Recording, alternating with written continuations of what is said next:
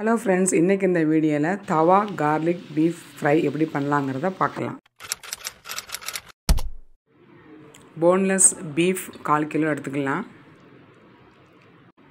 அதில mutton masala 1 tablespoon போட்டுக்கலாம். 1/2 tablespoon chilli powder, 1/4 teaspoon garam masala powder, 1/4 teaspoon salt.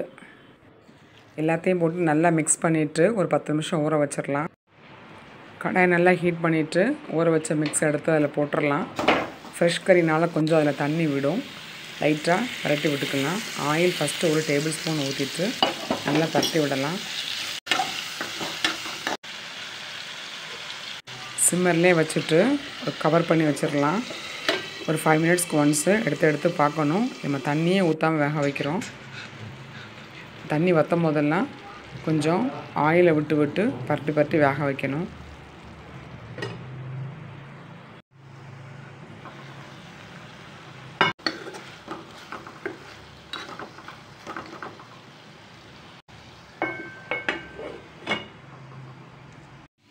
சிம்மர்லயே கறி வெந்துரும். கறி நல்லா வெந்ததுக்கு அப்புறமா ஸ்மாஷ்டு garlic ஒரு 8 பீஸா நச்சு அதில போட்டுறணும்.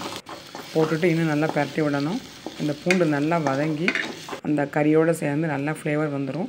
கொஞ்சம் அடி பிடிக்கிற மாதிரி இருந்தா அப்பப்போ 1 டீஸ்பூன் ஆயிலை விட்டு வறுக்கணும். தண்ணி விடாம வறுக்கிறது தான் இதோட மெயின் இது.